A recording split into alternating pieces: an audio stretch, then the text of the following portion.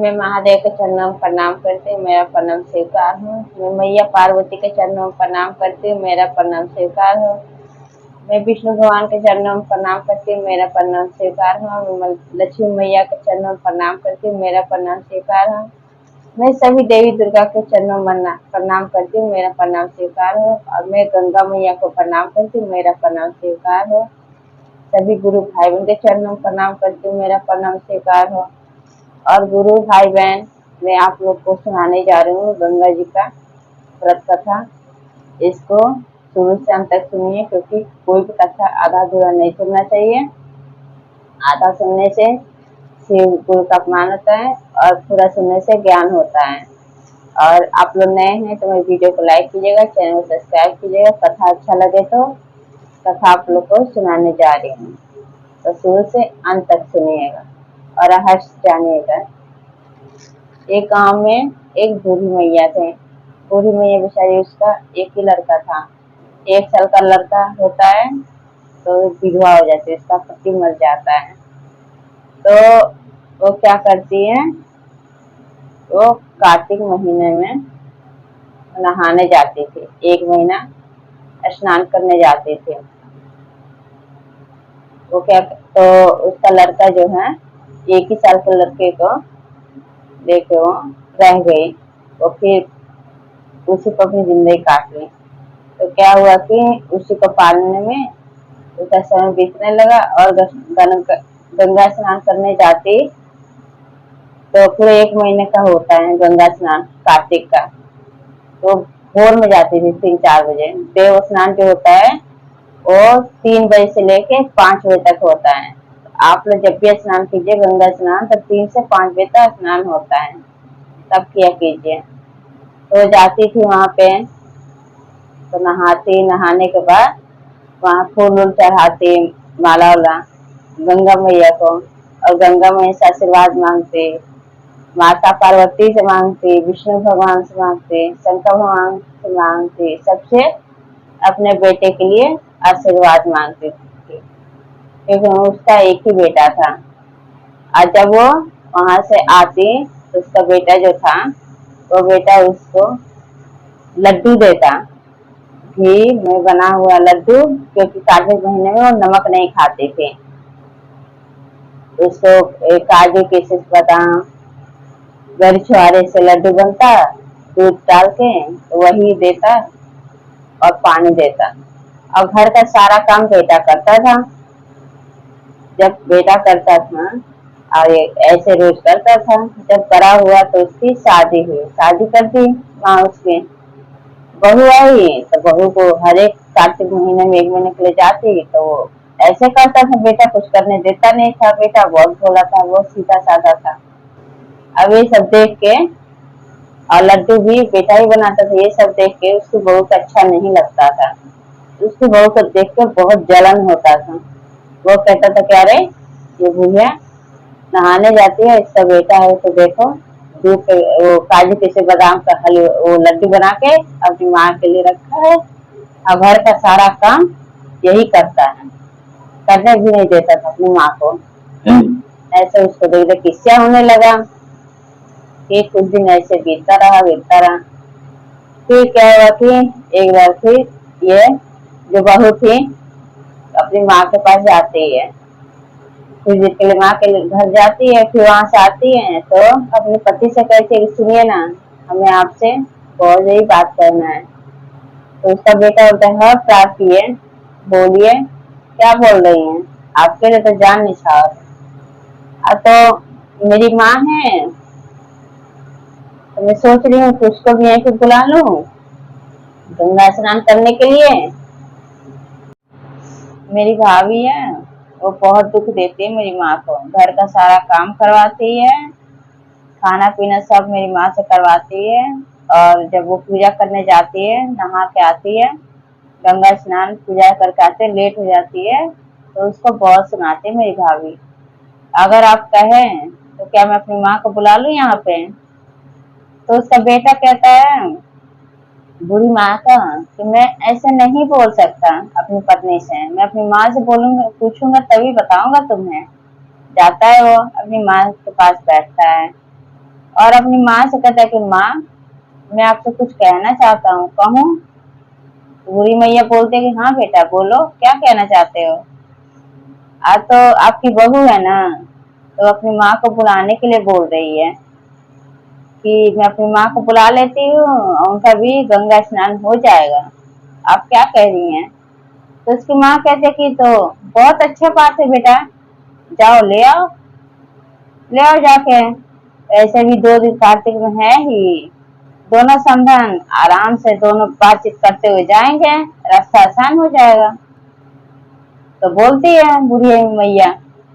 तो क्या हुआ कि वो सुबह उठता है तो उसको भेज देती है, कहते जल्दी ले आ। तो जाता है बेटा, ले आता है अपने सास को, ले आता है। तो क्या जो चुन्नी और खुद्दी का जो ये लड्डू बनाती थी तीसी के तेल में नमक डाल के, वो अपनी सास के लिए रखती है, उसकी बहू।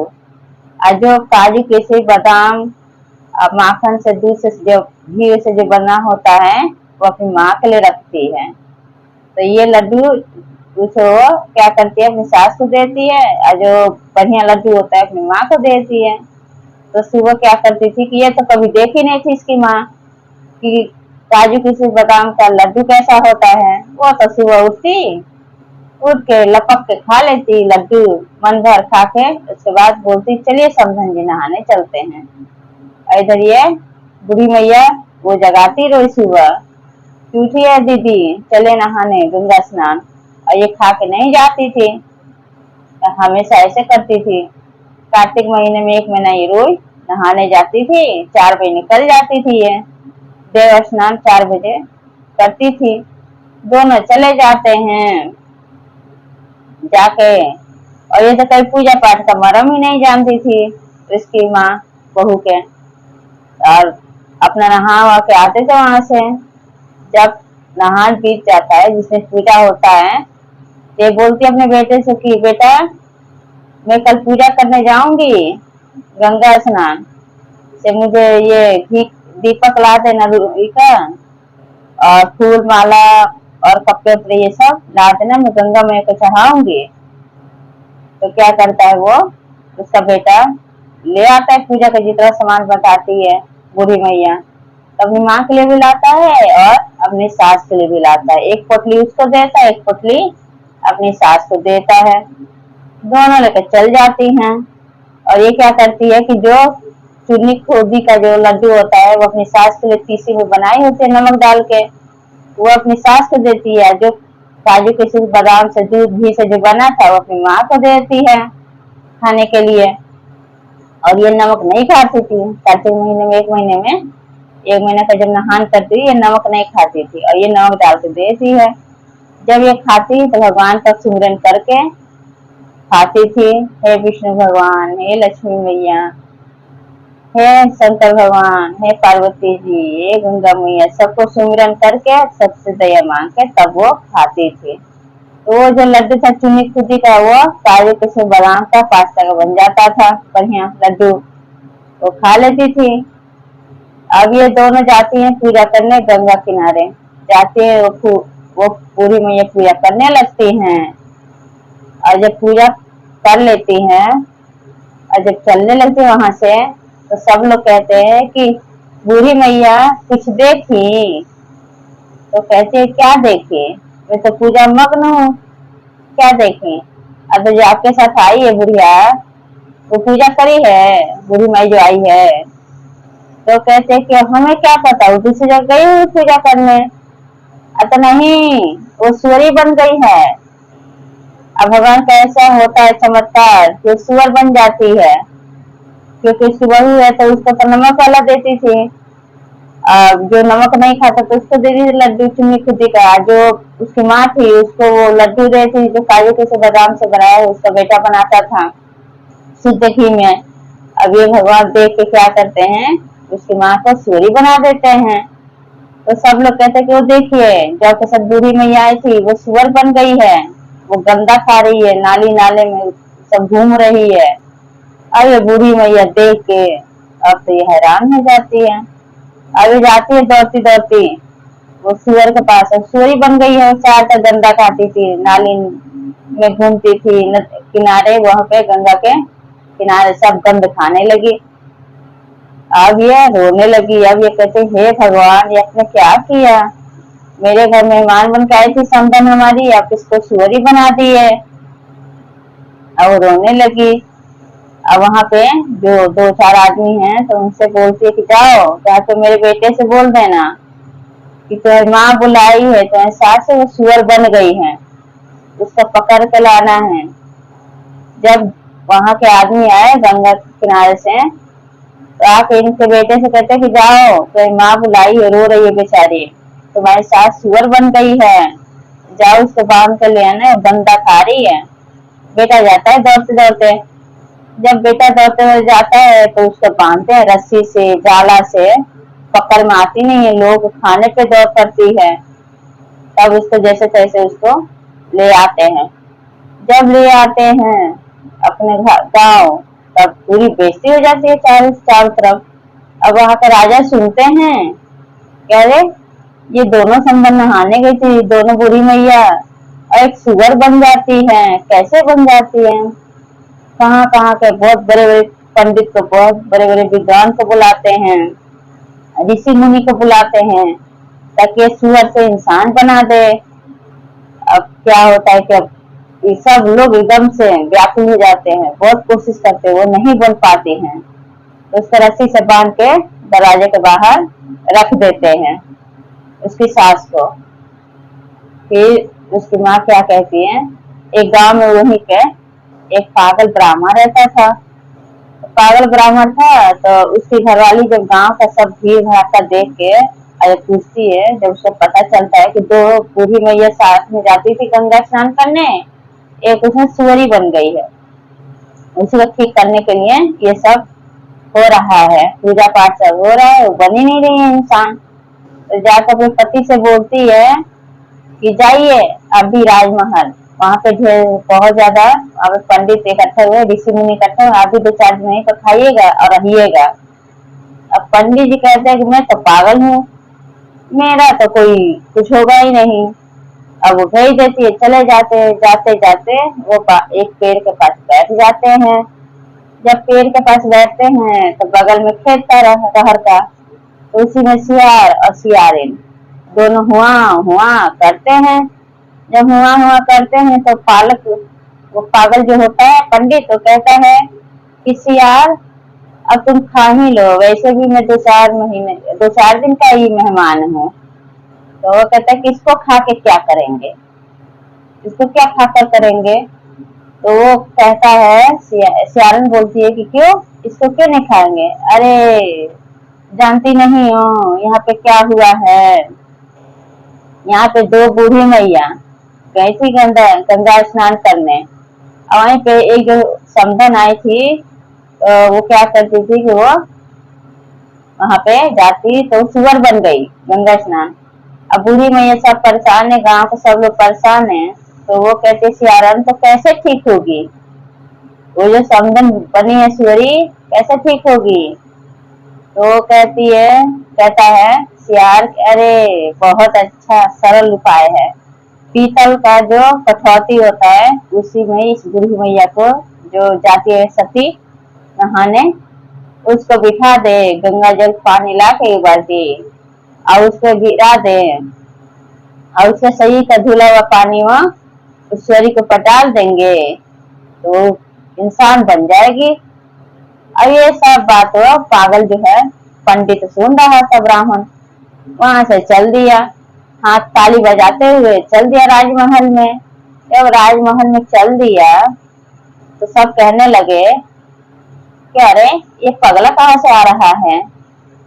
तो कह रहा है कि ये ब्राह्मण पागल कह रहा है कि मैं 2 मिनट में ठीक कर सकता हूँ। राजा के हाँ, भेड़िया आया है इसी के पास कि इतने बड़े बड़े जो है विद्वान आके हार गए, ये ठीक कर सकता है पागल। तो बोलता है पागल को, बताइए राजा साहब आप क्या देंगे हमें अगर हम इसको ठीक कर दिए तो सुअरी को? कहते जो तुम कहोगे वो मैं कर दूंगा। तो बोलते हैं कि मंगाइए एक बाल्टी में पानी गंगा जी से मंगाइए। मंगाते हैं राजा जी, एक बाल्टी पानी आ गया, अब पीतल का कठौती मंगाते हैं, अब कहते हैं जो सती जो बुढ़िया माई गई थी ईश्वरी के साथ नहाने, उनको बुलाइए। तो बुलाते हैं राजा साहब, कहते हैं बैठे, इसमें बैठ गई बूढ़ी मैया।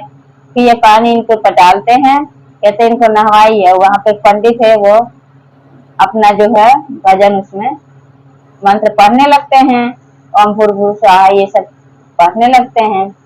जब वो पानी पड़ता है, बूढ़ी मैया जो थी सती, जो गंगा स्नान करने गई थी साथ में, तो वो पानी बोले कि ईश्वरी के शरीर पे डाल दीजिए। तो वो पानी जब सुअरी के शरीर पे डाला गया, तो झट से क्या हुआ कि वो सुअर से इंसान बन गई। वो जो समदन थी वो इंसान बन गई। गांव के सब लोग बोले कि देखो, हम सब पगला पगला कहते थे, जो किसी ने नहीं किया वो हमने कर दिया। ये पागल ने कर दिखाया, जो किसी ने नहीं किया। इतने बड़े बड़े पंडित, इतने बड़े ऋषि मुनिया, किसी ने नहीं किया। फिर राजा साहब जो थे उसको राजपुरोहित घोषित कर दिए। और फिर वो क्या होता है, दोनों समधन घर आती है और आके और उसकी जो बहू थी अपने सास के पैर पे गिर जाती है और कहती है कि माँ जी, मेरे से बहुत बड़ी गलती हो गया। जो आपका लड्डू था, वो लड्डू मैं अपनी माँ को दे दी थी, आपके लिए खुदी का चोकर का जो है 2 महीने से रखी थी चाल के, उसी का लड्डू बना के तीसी के तेल में नमक डाल के मैं आपको देती थी।